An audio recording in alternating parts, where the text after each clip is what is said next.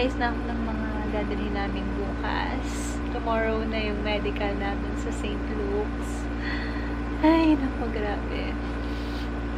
Nakakaba, nakaka-stress. Pero yan, ito yung mga dala ko. Isang luggage na lang yung dadalhin namin. Kasi mag-overnight lang naman kami dun sa hotel. Nag-book na ako ng hotel. Tapos, yan, nagdala na lang ako ng plancha. Hello, everyone. Mga toiletries. Damit ng mga bata. Tapos yung damit namin. Don't forget True. Si True. Kasama rin si True. Hindi ko pa na-finalize. Hindi ko pa naayos lahat. Pinagsama-sama ko lang muna siya dito. Ay, stress. Balitaan ko kayo, guys. Update ko kayo bukas. Pag cleared na kami. Ay, hindi pa pala kami. Sa second day pa pala malalaman yun. Yung cleared kasi sa second day pa yung immunization. Kinakabahan ako. Pero, I'm really hopeful. Little kids are here. We are expecting talaga na cleared kami sa medical.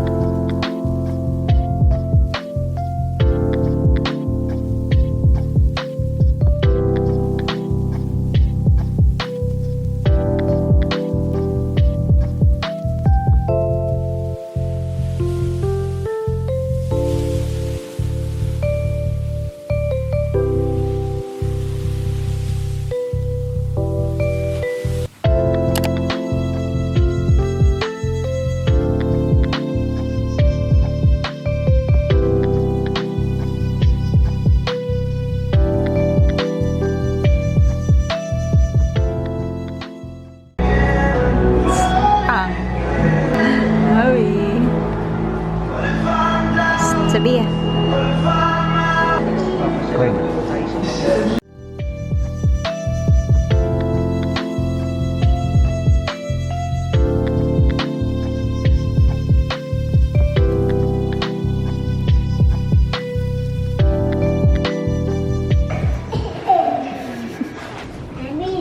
We're not in bed. To. Kanta mo na, hi, it's me. It's me. It's me. Hi, I'm the problem. It's me. It's Anak ko me. Hi. Goodness. Come on. Is this a bed? Ilaw. This is not bad. This is a remote. Daddy, there's no picture remote. Daddy, there's no picture remote. Later. Hotel. Hotel. Hotel. We're in the hotel, right, Mommy? Yeah. Can I go in the bed? Grab. My view. Yes, our best. Yay! Oh, This is the best day ever! Yeah! Daddy! It's my ref. Daddy! Daddy, we're... Ito yung toilet. Figure na lang pala. Hindi lang ito. Tabo ako. Are you gonna sleep here? Shower. Another baby coat. Okay. Daddy, I'll turn it on. Turn on. Game.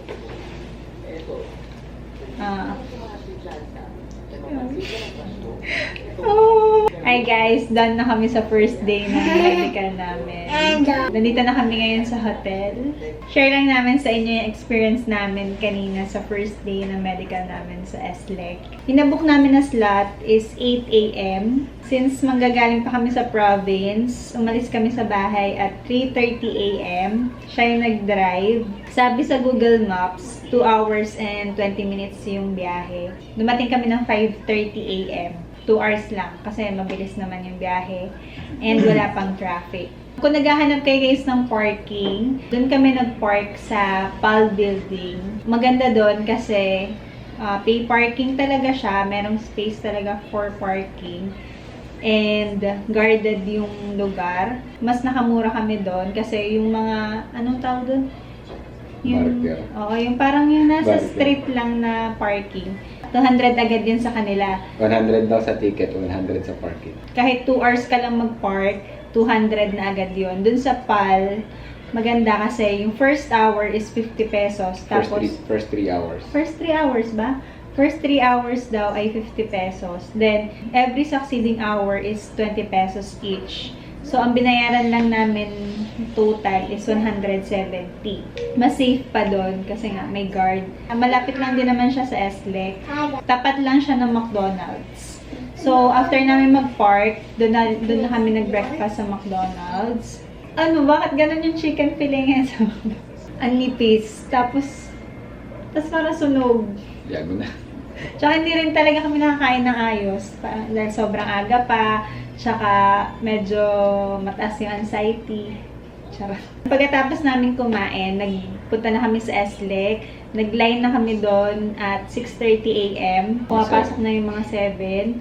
Nakapila na doon yung mga pang 8, tsaka pang 9. Pagdating nyo doon, may mga nag-aalok ng chairs, ng upuan. 20 pesos each. Tapos yun, kumuha kami ng dalawa. So, 40 pesos. Ang dali ng trabaho nila. Bibigyan ng upang 20 pesos. Tapos, parang kahit ayaw mo namang kumuha ng chairs, parang mapapakuha ka, ano, dahil makikita mo yung iba mga Nakaupo nakaupo. na. Pero kahit kaya mo naman mag-antay talaga ng walang chair, mapapakuha ka na lang din. Ayun. Pero okay din naman yung may chair kasi medyo mabigat yung dala ko. Kasi halo-halo na yung pila doon. May mga New Zealand, Australia, Canada, US. Yun, yung mga nakapila. Halo-halo na. Basta per yung oras ng slot lang. Tapos unang pinapasok yung lahat unang pinapasok maliban lang sa US. Naiwan yung US. Hanggang sa nagpapasok na rin sila ng 9 AM na slot. Basta at around 7:30 AM, pinapasok na yung mga US. Yan! Itong batang to! Kanta mo na, I'm the problem, it's me. It's me, sabi mo. It's me. Hi. I'm the problem. It's me. Inside. Everybody agrees. 7:30 kami pinapasok. Yung mga US na applicants, pinauna nila yung mga priority. Una muna yung mga senior, tapos yung may mga kasamang kids. Pero yung mga kids lang na 5 years old pababa. Tapos yung ano din, yung mga PWD or yung mga may special needs. Yun. Pag ano nyo pala doon sa guard, bibigay nyo yung 2x2 pictures. 1 each ng member. Tapos yung Confirmation ng appointment confirmation. After nun, doon na sa entrance, pagpasok niyo mismo nung SLEC, i-check na yung documents niyo kung kompleto yung mga documents. Tapos kukunin na sa inyo yung mga documents. Parang ini-staple na nila, pinagsasama-sama na. After doon sa entrance, photo room. punta na kayo sa ground floor, sa photo room.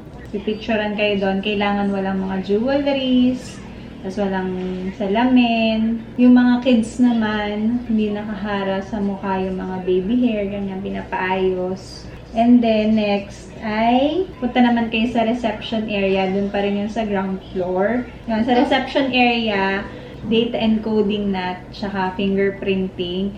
Nga pala guys, hindi ako yung main applicant dito. Siya yung main applicant. Doon, ibibigay niyo na Big brain. bibigyan niyo na lahat yung requirements. Tapos, doon din yung part na, di ba merong mga nagpapamedical na pero wala pa namang interview date. So, doon yung part na gagawa kayo ng waiver, fingerprinting. Nag-fingerprint ba yung mga bata? Si Noe hindi. Si Sino Sabia. hindi, ano. Yung 5 years old namin, nag-fingerprinting, yung 3 hindi. Doon din yung time na pwede nyo i-revise yung mga nilagay nyo, yung mga in-input nyo nung nag-book kayo ng appointment sa SLEC. After nun, payment na, tatanungin kayo kung nagbayad kayo online or hindi pa. Yun laging tinatanong sa GC, sa Telegram kung better ba if magbabayad na online or doon na lang. Okay lang na doon na magbayad.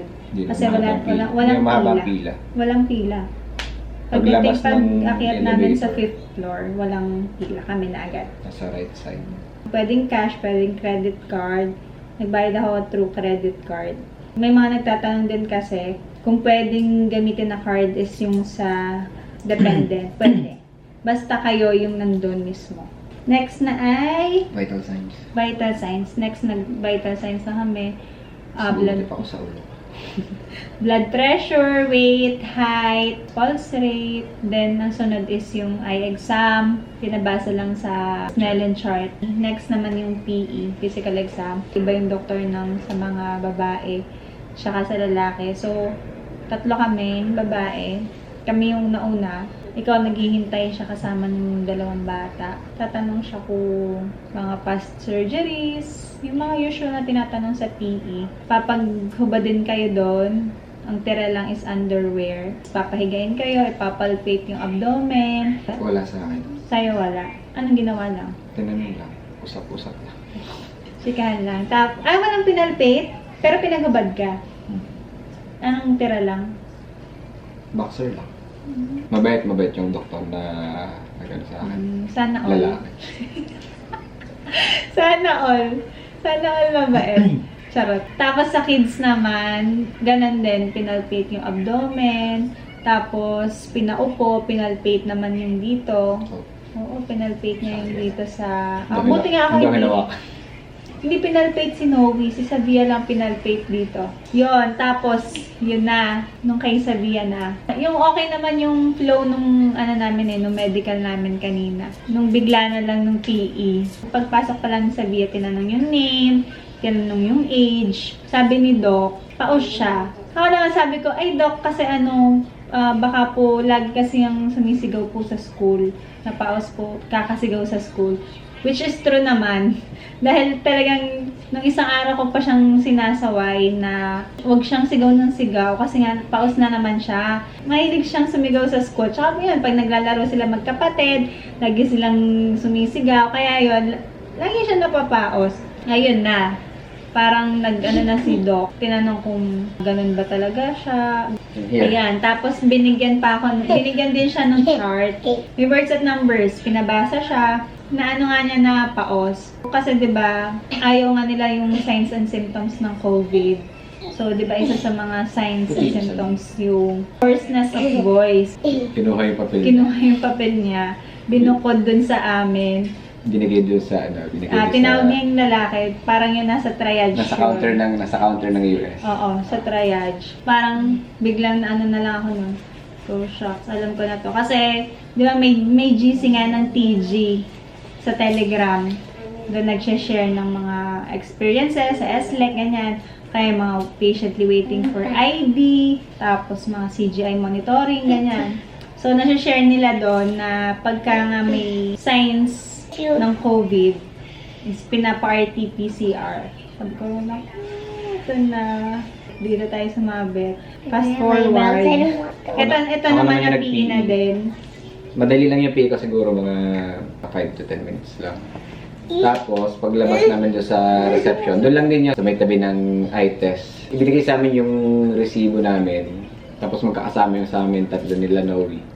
Ako sa kanya, tsaka kay Noe. Tapos pinapupunta kami sa 4th floor para sa laboratory. Tapos 3rd floor para sa x-ray. Kaming tatlo, ako si Noe.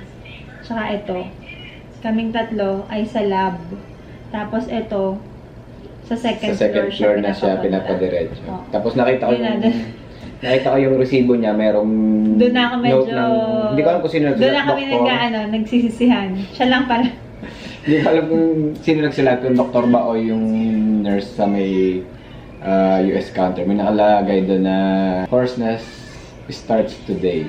May idea na ako na hindi dediretso yung medical sabihin. Oo. So, medyo na kami doon. Galit-galit na kami. Galit-galit Bad na trip. Bad trip na kami. Nag-x-ray na rin kami. Nauna siya. Tapos ako. Ako ang tip ko sa x-ray, hinga ng malalim, as in, Yung nagaling sa bibig. Oo. Para ka daw humigop ng pinakamasarap na sabaw. Ano next na din? Basta papatanggal yung damit mo, bra, ang tira lang yung pambaba. Sabi sa amin sa x-ray, balik kami ng 1:30 para malaman namin kung merong additional, kung anong result. Ang result. Hindi siya results eh, parang Kung anong sunod, next step. ganun. Kasi parang hindi pa naman agad siya nababasa. Oo. So pupunta ako Basta ng 1:30 pinababalik para kami dun ng 1:30. Bumaba na kami sa second floor.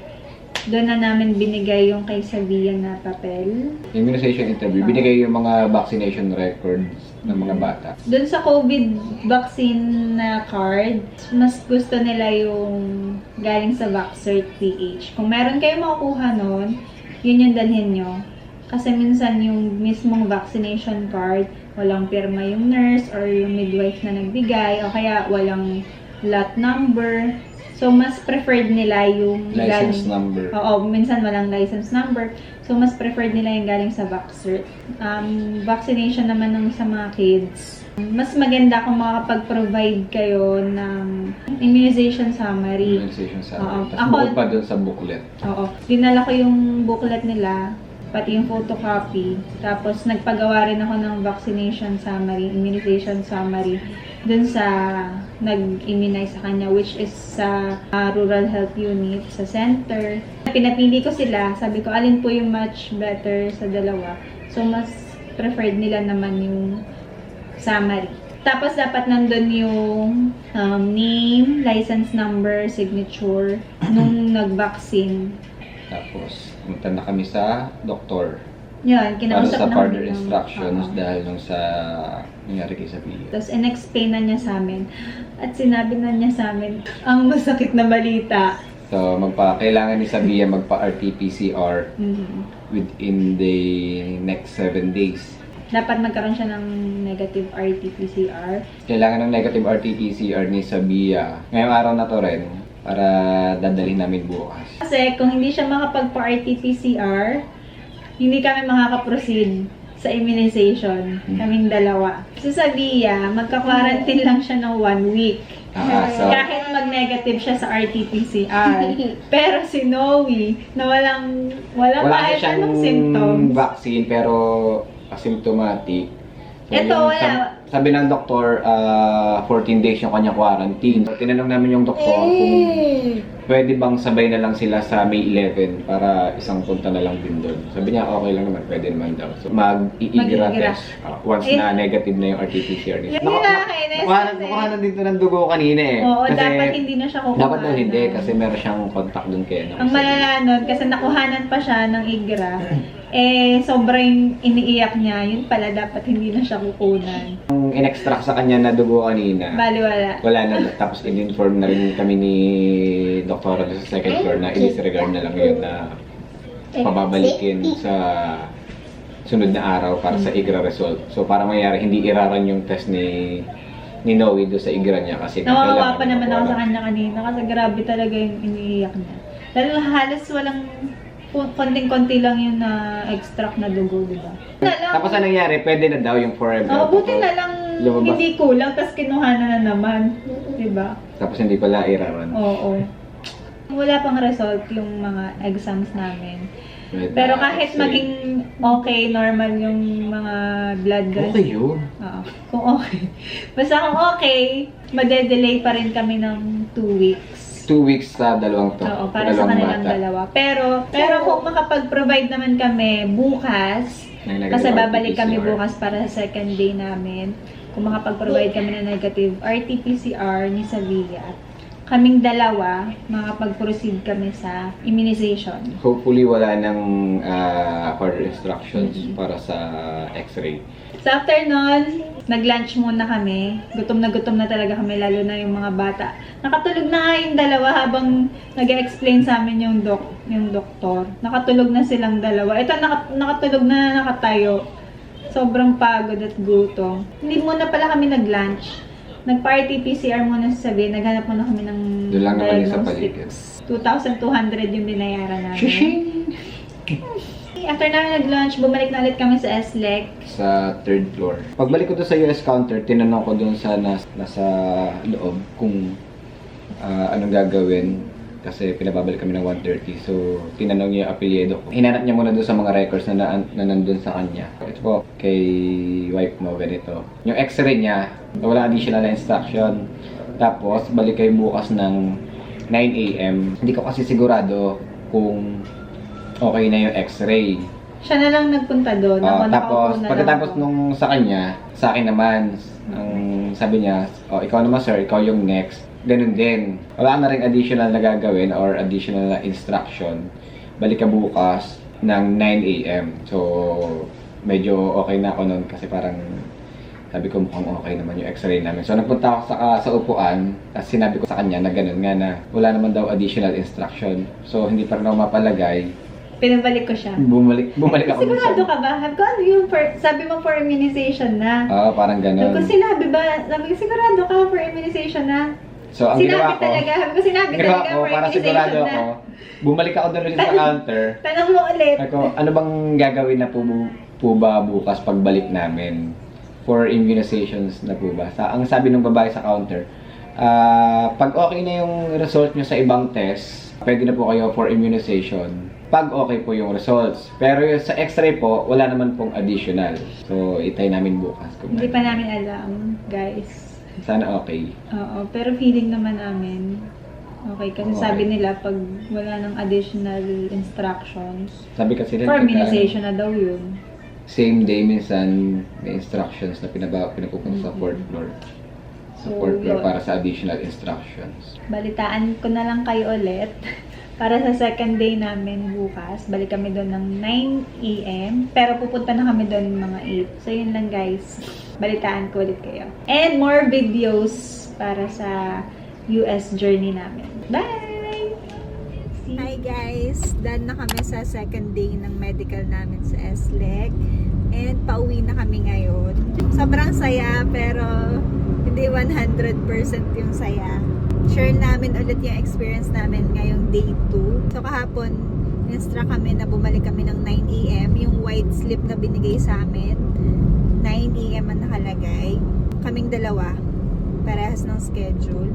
Kaya lang, since nga yung dalawang kids ay hindi makakaproceed sa second day, hindi rin kami sabay makakapunta ng 9 a.m. sa SLEC.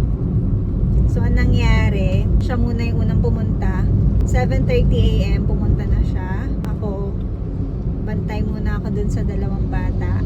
Tapos ako mga 8:30. 8:30. Oo, mabilis lang siya kasi konti pa yung tao noon, di ba? Pagdating niya sa guard, papakita niya yung white slip niyo and sasabihin sa inyo kung saan kayo pupunta. Kapag sa second floor kayo pinapunta, for immunization na yon. Tapos Congrats for immunization. yung white slip, meron siyang tatak na for immunization. Tatatakan na siya for immunization.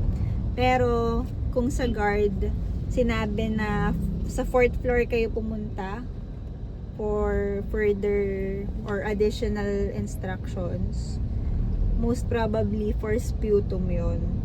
Siya na yung nagdala ng slip ko. Pinadala ko na sa kanya para ipila na rin niya yung slip ko.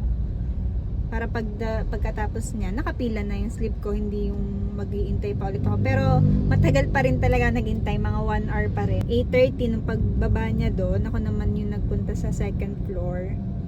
Natawag ako for immunization. 9:30 na ako natawag. So, naghintay ako ng 1 oras. Sa immunization, 3 yung ibibigay sa inyo dapat. Yung sa MMR, Hepa B, tapos chickenpox, varicella. Isa lang yung tinurok sa amin, both kami, tig-isa kasi ako nagka-chickenpox na ako, nagka-chickenpox na rin siya. Tapos Hepa B wala silang stock. So hindi kami nabigyan ng Hepa B. Ang binigay lang sa amin ay MMR. After nyo ma-vaccine, proceed kayo sa ground floor for releasing na, maghintay na kayo doon for releasing ng vaccination worksheet. Ayan, naghintay din ako ng 1 hour. So, vaccination worksheet, ibibigay na yun sa inyo. I-explain naman sa inyo kung ano gagawin doon. Pero, hindi nyo siya kailangan dalhin on the day of the interview kasi yung result ng medical, sila na yung magpo-forward sa US Embassy. Within 2 to 3 days, na i-forward na daw nila yon. So, hindi na rin naman kailangan na Walang notification kung na-forward na nila, pero okay na daw yun. Kanina, ewan ko kung everyday may ganun, pero kahapon wala eh. Kanina, merong mga taga-US Embassy nandun sa second floor ng SLEC. Mga pre-screener yata yun. Hindi ko lang sure kung lahat pre-screener. Pero yung nakausap ko, yung nakausap niya, yun. Kasi pre-screener. tinanong ko sa kanya kung pre-screener siya. Pwedeng itanong sa kanila doon kung may questions ka regarding sa processing ng paper, yung Sa sa immigration. Interview. Para sa interview day, para hindi ka matuto 1G, yung kulang yung documents na dala mo or whatever, na maging reason para hindi ka ma-issuehan ng visa.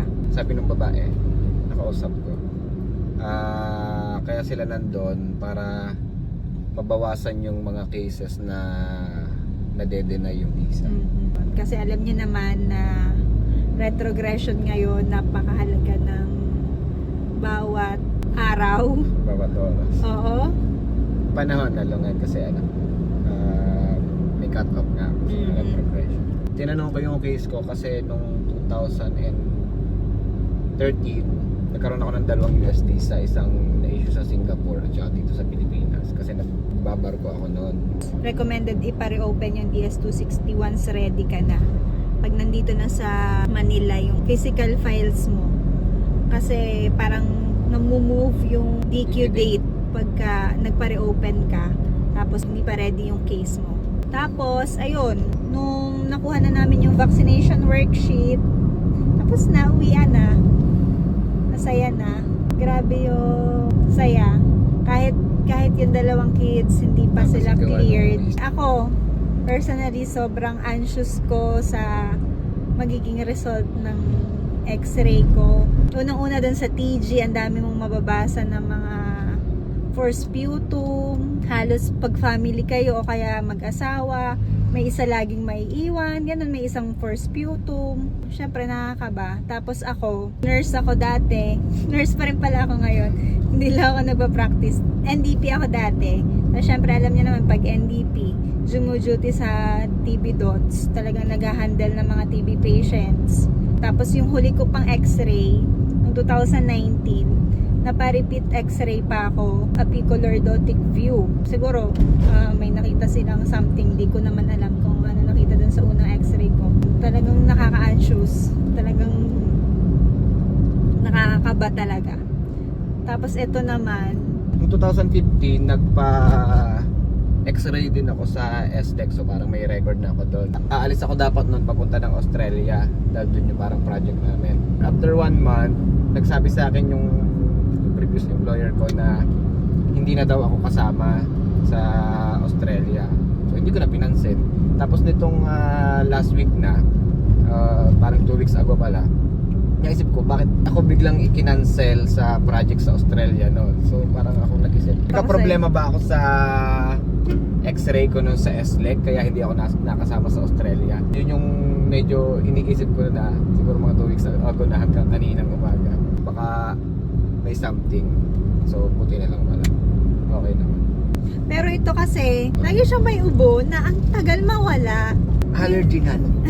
Kaya sobrang saya lang namin, guys. Makita ko talaga yung tatak na for immunization. Sinend niya lang sa akin yung picture nung slip ko na for immunization. As in, talaga parang tutulo na yung luha ko sa sobrang saya. Oo, kasi alam niyo kung bakit? Kasi kung nagka-problema yon, buti na lang hindi. Ang mangyayari doon, for sputum, tapos hindi makakatuloy dun sa interview namin. Nakasked na kami, guys, ng May 19. May 19 kasi pasok pa yung priority date namin. So ngayon, April pa lang ngayon, wala pang visa bulletin ng para sa month of June. So hindi namin alam kung current pa rin yung priority date namin. So ngayon, okay, medyo kampante kami na pasok yung priority date namin sa interview date namin. Tips para maging clear yung x-ray, yung medical sa SLEC. Marami nagtatanong, guys. So, yung maibigay namin tips sa inyo, number 1, kung ano yung mga ginawa namin preparation. Ako, since January, nagbe-brisk walking na ako every day. Almost every day. At least 30 minutes a day. Tapos siya, nagja-jogging, nag-exercise. At least once a week. At least once a week. Ibig sabihin, active lifestyle. As much as possible, tinatry namin kumain ng healthy foods. Marami nagsasuggest ng Bear Brand. Tayo, 2 araw lang. Tinry namin, gusto namin gawin yon. Actually, ginawa namin yon. Ganito kasi ang nangyari sa pag-schedule namin ng SLEC. Kasi ang tagal na namin DQ. Bago naging transit yung case namin, 2 months. 2 months ang inabot. Habang naghihintay kami, nag-book na kami ng medical. March pa yon. March 29-30 yon, yung unang book namin ng medical. Hindi nag-ready ang case namin. So, hindi natuloy. Nire-book namin siya after a month. April 27 and 28. March 29-30, ready na kaming magpa-medical. As in, ready na kami. Nasabi namin, kahit hindi pa kami ready, magpapa-medical na kami. Diba? Ibig sabihin, handa na kami magpa-medical kahit hindi pa ready yung status namin sa SIA. Oo, hindi pa case ready. Hindi pa kami nag-i-in transit. So, magpapa-medical na sana kami kahit hindi pa kami in transit or ready yung case. Kasi sabi namin, hindi naman siguro kami aabutin ng 6 months bago mag-in transit. Kasi nung January, 2 beses. Tapos February, nag-in transit ulit. So sabi namin, anytime mag-i-in transit na yan. Nagbe-Bear Brand na tayo. Umiinom na kami ng Bear Brand. Ang dami ko na talagang biniling saktong Bear Brand pang 1 week. Tapos 2 times a day kami iinom. Sinakto ko na yon. Umiinom na kami. Tapos 4 days before nung medical, nung schedule ng medical, bigla akong nagka-dry cough. As in, malala yung dry cough ko. Talagang mayat maya yung ubo ko. Na nagpa-check up na ako sa doktor in hopes na gumaling ako before yung medical. Nag-augmentin na ako. Meron pang 2 gamot na tinitake ako. Pero dumating yung a day before nung medical, talagang may dry cough pa rin ako. Talagang ang kati-kati talaga ng lalamunan ko. So talaga sabi namin, hindi to obra. Baka ang mangyari is mapauwi lang ako, mapa-RT-PCR, at mag-quarantine ng 2 weeks. So sabi namin, mas magagastusan kami pag ganun. So hindi na kami nag-push. Ang ginawa namin ay nag-reschedule na lang kami ng April 27, 28. So fast forward, dumaan yung mga araw, hindi kami nag-ready, hindi kami nag-in transit. Hindi rin kami nag-prepare. Parang sabi na lang namin, grabe ang tagal naming mag-in transit. Habang naghihintay kami mag-in transit, biglang lumabas yung visa bulletin ng May. Hindi inaasahan ng lahat. Retrogression. Pero luckily, hindi kami affected kasi yung final action date is June 1. Pero kami, yung PD namin is April 12. So, hindi kami affected. Yung schedule namin ngayong April 27 ng medical, parang hindi namin siya masyadong napaghanda. Although nag-exercise pa rin kami, parang hindi namin tinatak sa isip namin na sure na yung medical namin ng April 27 kasi anong petsa na hindi pa rin nag-i-in transit. Tapos nung biglang April 24, biglang paggising namin, 500 messages yung sa GC sa Telegram, nag-in transit na. Pero hindi pa tayo, noong 21 pala. Hindi pa tayo kasama. Nung 21 pala yon, nag-in transit na, nagkakagulo na sila. In transit na sila, Friday. Pero kami, hindi pa din. Kasi nag-in transit yung case ko, Monday na. Oo, Monday na. So, ilang days na lang yon before na medical. Wala nang 1 week. So, wala 3 na kami. 3 days na lang. Oo, wala na kami halos nagawang preparation. Anong nangyari na Bear Brand kami na gano'n. Oo, anong nangyari na lang, Bear Brand namin. 3 days? 2 days lang. 2 days lang. Parang bigla ko na lang naisip, mag-Bear Brand kaya tayo. Yun, ang dami ko pang stock sa ref. 2 days lang kami nakapag-Bear Brand, tas once a day lang. Tapos yun, iniwasan lang namin na maglabas-labas. Iniwasan lang namin magpunta sa madaming tao para hindi kami wala kaming sakit. Pagdating nga namin sa SLEC, okay naman kami lahat. Talagang sumabit lang dun sa paos. Grabe talaga yun. Pero okay na rin. Kaysa naman. Oo, sobrang saya namin. Hindi ko ipagpapalit yun sa Sputum Academy. Talagang hindi ko ma-imagine yung Sputum Academy na babalik ka dun ng 3 consecutive days. Ang hirap. Kaya sobrang thankful kami na ganun lang yung nangyari. Siyempre, dasal ng sobrang dami talaga. Parang mayat maya habang naghihintay doon, nagdadasal ako bago sumalang sa x-ray. Practice kayo ng deep breathing exercises, meditation. Tip lang din dati sa TG. Di ba mag-i-inhale ka sa x-ray? Sa bibig ka mag-i-inhale. At yung parang humihigop ka ng pinakamasarap na sabaw. Yun yung gawin mong pag-inhale. Talagang yun yung pinractice namin. Talagang ginagawa namin yan. Basta maalala namin. Practice kami ng pag-inhale. Talagang malala. Performance level dapat yung pag-inhale mo. Feeling ko talaga effective siya. Yun lang guys talaga yung tip ko sa inyo.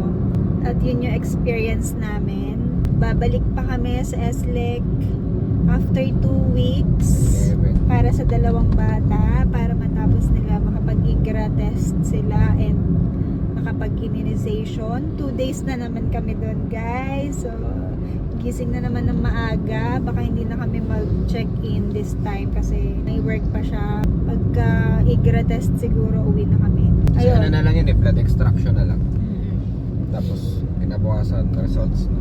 Balitaan ko na lang kayo ulit guys.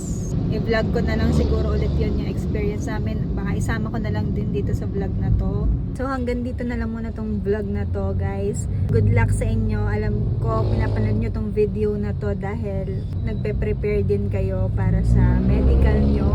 Maniwala lang kayo na cleared na kayo dun sa medical. And kapag sa inyo talaga yun, talagang ibibigay sa inyo.